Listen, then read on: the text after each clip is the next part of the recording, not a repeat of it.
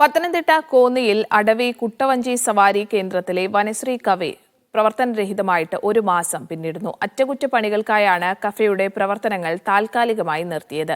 ഭക്ഷണപാനീയങ്ങൾ വാങ്ങുവാനായി സമീപ പ്രദേശങ്ങളിലേക്ക് പോകേണ്ടി വരുന്നത് സഞ്ചാരികൾക്കും ബുദ്ധിമുട്ടാവുകയാണ്.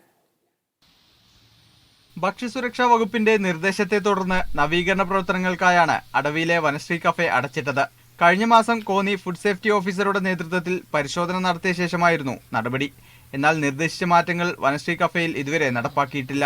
ക്യാൻറ്റീൻ അടച്ചിട്ടത് മൂലം വലിയ ബുദ്ധിമുട്ടാണ് സഞ്ചാരികൾ നേരിടുന്നത്. ഇല്ല, ഇവിടെ ഒരു സംവിധാനവുമില്ല.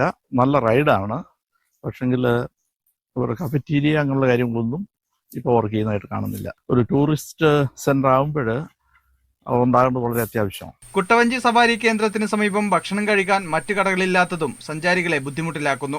കുട്ടവഞ്ചി തൊഴിലാളികളും കിലോമീറ്ററുകൾ അകലെയുള്ള കടകളിൽ നിന്നാണ് നിലവിൽ ഭക്ഷണം കഴിക്കുന്നത്. വനശ്രീ കഫേയിലെ ജീവനക്കാരുടെ വരുമാനവും നിലച്ചിരിക്കുകയാണ്. ഇവിടെ ഇപ്പോൾ ഈ കട അടച്ചിട്ടേക്കുന്നത് കൊണ്ട് നമ്മുടെ 9 തൊഴിലാളികൾക്ക് ഉപജീവനമാർഗം മുട്ടിയിരിക്കുകയാണ്. കുട്ടവഞ്ചി തൊഴിലാളികൾക്ക് വളരെയധികം ബുദ്ധിമുട്ടുണ്ട്.